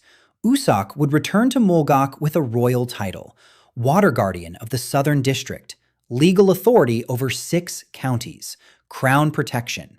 In exchange, he would prepare to confront Kal Taeho. Yoon would provide intelligence. The court would leave Mulgo-gok alone. U-sok accepted, not for the court, for the dead fields and dry wells, and every person who had died of thirst while one man hoarded the rain. He walked 12 days south. Dani saw him first and screamed his name. Muly grabbed his leg. Yeonhwa touched his face with both hands, checking that all the pieces remained. Sonbi listened to everything he had learned and said 2 words. We prepare. Preparation took 3 months. The fields reached 30. The population passed 400. U-sok trained with the system every night. Level 15, level 16. At level 16, he unlocked weather sense. He could feel moisture in the air for 100 miles. To the north, he felt Kal Taeho, a vast pulling force, a hole in the world drinking it dry. The system issued the final quest: end the Great Drought, defeat the Reservoir. Reward: rain control. On the last night, the 4 of them sat in the main room. Muly slept on Dani's lap. Yeonhwa leaned her head against U-sok's shoulder for the first time. Sonbi took his hand and held it. Dani was already close. She was always close. The lamplight made one shadow out of all of them. He left at dawn. The road north led through the worst of the drought. Dead towns, salt white earth. 8 days of nothing alive. On the 9th day, he found Kal Taeho on a plateau above a dead river. Tall, gaunt, skin cracked like dried earth. The air around him shimmered with stolen moisture. Kal said he had felt U-sok for months, a trickle pushing back. He had expected soldiers, not a well. U-sok said the water belonged to the land. Kal laughed dry as sand. He said power did not belong. Power took. Kal attacked. He pulled moisture from the air around U-sok. Skin tightened, eyes burned. But U-sok was not a river to be drained. He was the source. His water was generated, not stored. Kal's pull slid off him like a hand gripping running water. U-sok pushed back, a torrent from both palms. Kal staggered. He pulled harder, but U-sok poured faster. An hour of flood against drought. Kal was a reservoir. Reservoirs had limits. Springs did not. The stolen water burst from Kal in a wave. 3 years of hoarded moisture pouring back into the earth. Rivers of it carving new channels down the mountainside. Kal collapsed, gray and empty and breathing in shallow gasps. The system spoke. Quest complete. Final reward unlocked. Rain control. U-sok felt it bloom in his chest like a door opening onto the sky. He raised his hands on the plateau and called the sky. The first cloud formed above him, a wisp of gray against the white. Then another. They gathered and darkened, and the wind changed.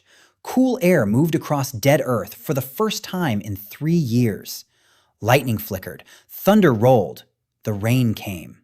Heavy, warm drops hitting dust and throwing up tiny explosions of dirt. Then sheets of water from horizon to horizon.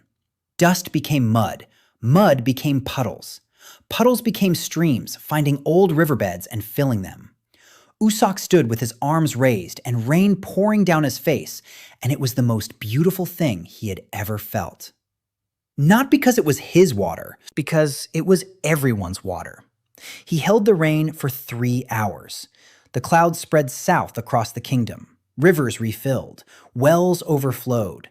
Children ran into streets with mouths open, catching drops. The walk home took 10 days. The landscape greened with every step. Moss on rocks, grass through cracks, a wildflower in a ditch of rainwater. On the 5th day, he crossed a river, running water. He stood on the bank and listened to a sound he had forgotten. On the 10th day, he climbed the ridge above Mulgo-gok and looked down. The valley was green from edge to edge. 30 fields of rice, heavy with grain. 400 people moving between houses and market stalls, and the water channel that ran through the center of a town that had been a dying village 5 months ago. He walked down the path. Dani saw him from the children's yard. She grabbed Muly and ran. The boy reached for U-sok, and U-sok took him and held him against his chest, and the boy said one word. Home. Yeon-hwa came from the kitchen. She walked to him and stopped and looked at the sky where soft clouds still drifted.